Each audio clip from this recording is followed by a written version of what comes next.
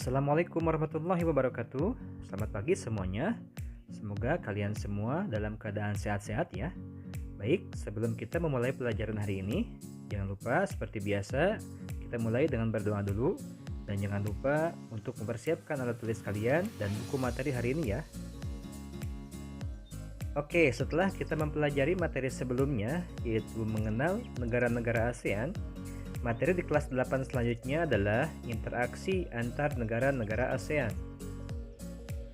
Adapun tujuan pembelajaran pada materi ini, Bapak mengharapkan kalian semua dapat menjelaskan makna kerjasama, dapat mengidentifikasi faktor-faktor kerjasama antar negara ASEAN, dapat menjelaskan bentuk kerjasama antar negara ASEAN, dan dapat menjelaskan upaya meningkatkan kerjasama antar negara ASEAN.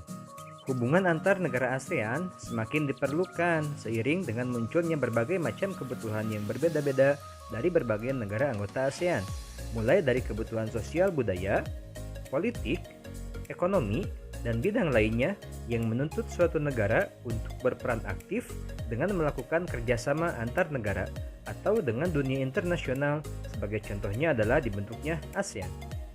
Maka dapat kita simpulkan bahwa kerjasama adalah menjalin hubungan antara dua negara atau lebih demi mencapai suatu kesepakatan.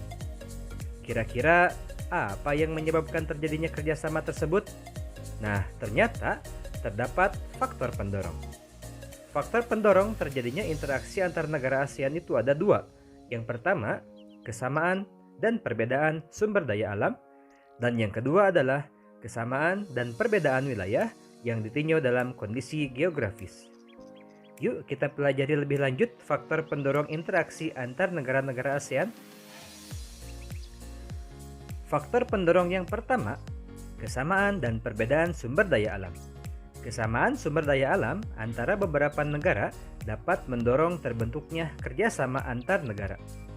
Sebagai contoh, beberapa negara penghasil minyak bumi membentuk suatu kerjasama yang diberi nama OPEC, Organization of Petroleum Exporting Countries.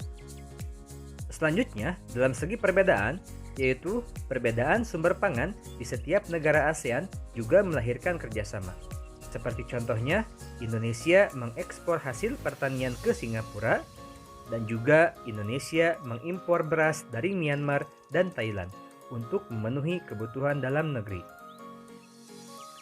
Faktor pendorong kedua yaitu kesamaan dan perbedaan keadaan wilayah yang dilihat secara kondisi geografis. Karena kesamaan letak geografis, beberapa negara di suatu kawasan pada umumnya mengadakan kerjasama untuk menjaga stabilitas dan keamanan negara.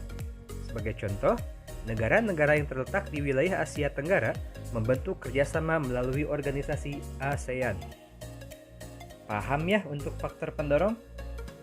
Nah, bila ada faktor pendorong, tentunya ada juga faktor penghambat. Adapun faktor penghambat dalam interaksi antar negara-negara ASEAN yaitu memiliki 4 faktor penghambat. Kita bahas satu persatu ya. Yang pertama, perbedaan ideologi. Ideologi merupakan paham, ide, atau cita-cita yang dimiliki oleh berbagai negara. Tentunya, negara-negara di ASEAN memiliki ideologi yang berbeda. Namun faktanya, saat ini hampir tidak ada negara ASEAN yang menutup diri dari kerjasama antar negara ASEAN karena memiliki perbedaan ideologi. Faktor penghambat yang kedua yaitu konflik dan peperangan. Kondisi konflik dan peperangan yang terjadi di dalam negeri maupun antara negara dapat mengganggu stabilitas negaranya sehingga akan menghambat kerjasama. Yang ketiga adalah kebijakan protektif. Suatu negara yang menerapkan kebijakan yang bertujuan melindungi kepentingan dalam negeri dan meningkatkan daya saing. Misalnya, suatu negara memiliki kebijakan untuk tidak menerima impor hasil pertanian karena dapat mempengaruhi kondisi pendapatan hasil pertanian dalam negerinya. Dampak kebijakan ini juga dapat mempengaruhi hubungan antar negara sehingga menghambat kerjasama yang harmonis. Nah, untuk faktor penghambat yang keempat yaitu perbedaan kepentingan dari masing-masing negara. Kerjasama dibutuhkan bagi perkembangan dan masa depan negara di seluruh dunia. Akan tetapi, dalam kerjasama antar negara, masing-masing negara memiliki kepentingan yang berbeda. Perbedaan ini yang dapat menghambat kerjasama yang harmonis. Demikian faktor penghambat dalam interaksi negara-negara ASEAN. Semoga kalian paham ya. Untuk selanjutnya, bentuk-bentuk kerjasama. Dalam interaksi antar negara di ASEAN, tentunya terdapat bentuk-bentuk kerjasama yang berbeda. Yang pertama, bentuk kerjasama di bidang sosial dan budaya. Kerjasama antar negara-negara anggota ASEAN dalam bidang sosial dan budaya dilakukan agar tercipta kerukunan dan kemajuan bersama. Setiap negara anggota ASEAN diminta untuk berperan aktif dan ikut serta dalam upaya kerjasama guna mendukung kesejahteraan negaranya sendiri. Kerjasama dalam bidang sosial dan budaya dilaksanakan oleh COSD, Committee on Social Development. Sebagai contoh bentuk kerjasama dalam bidang sosial budaya yaitu 1. Penyelenggaraan pesta olahraga 2 tahun sekali melalui SEA Games. Yang kedua, pembangunan sosial dalam peningkatan kesejahteraan golongan berpenghasilan rendah, perluasan kesempatan kerja, serta pembayaran upah yang wajar. Yang ketiga, penandatanganan kesepakatan bersama dalam bidang pariwisata ASEAN atau ASEAN Tourism Agreement atau disingkat ATA. Dan yang keempat, membantu kaum wanita dan pemuda dalam bidang pembangunan. Selanjutnya, bentuk-bentuk kerjasama dalam bidang politik dan keamanan. Kerjasama politik ini ditujukan untuk menciptakan keamanan, stabilitas, dan perdamaian antar negara di ASEAN. Kerjasama ini menyepakati adanya ZOPFAN, Traktat Persahabatan dan Kerjasama atau Treaty of Amity and Cooperation, TAC in South Asia, dan Kawasan Bebas Senjata Nuklir di Asia Tenggara atau Treaty on Southeast Asian Nuclear Weapon Free Zone, disingkat SINWF. Selain itu, kerjasama dalam bidang politik menciptakan ASEAN Regional Forum atau ARF untuk membahas kasus-kasus terkini yang menjadi perhatian ASEAN. Contoh bentuk kerjasama dalam bidang politik dan keamanan tersebut diantaranya itu Traktat Persahabatan Kerjasama, Konvensi ASEAN tentang Pemberantasan Teroris, dan pertemuan para Menteri Pertahanan. Yang ketiga, bentuk kerjasama di bidang pendidikan. Kerjasama bilateral maupun multilateral di bidang pendidikan terus dilakukan oleh negara-negara ASEAN demi tercapainya tujuan meningkatkan kualitas pendidikan di kawasan Asia Tenggara dan meningkatnya daya saing internasional. Seperti contohnya ASEAN Council of Teacher Convention dan penyelenggaraan Olimpiade di bidang pendidikan. Pembahasan selanjutnya yaitu pengaruh kerjasama negara-negara ASEAN. Interaksi antar negara-negara ASEAN ternyata membawa pengaruh tersendiri dalam bidang-bidang tertentu. Seperti contoh pengaruh di bidang ekonomi, yaitu pembentukan pasar tunggal di kawasan Asia Tenggara pada akhir 2015 yang disebut Masyarakat Ekonomi ASEAN atau MEA dan menerapkan perdagangan bebas yaitu ASEAN Free Trade Area atau AFTA.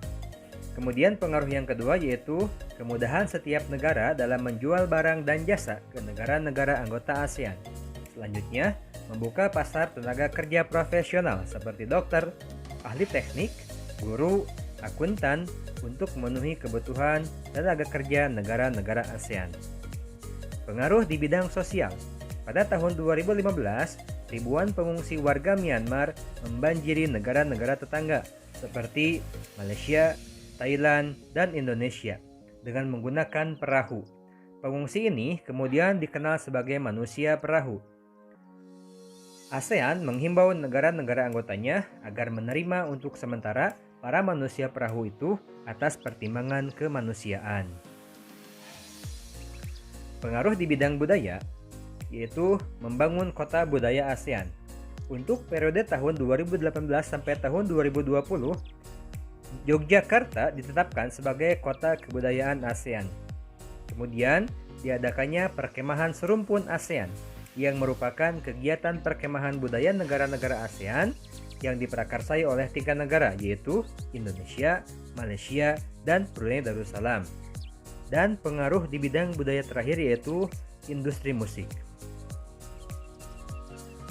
Untuk pengaruh di bidang politik, yaitu upaya penyelesaian sengketa perbatasan wilayah melalui diplomasi, seperti kasus Pulau Natuna, kasus Sipadan, dan Ligitan. Kemudian, pekerja migran. Pesatnya laju globalisasi meningkatkan jumlah pekerja migran dari berbagai negara.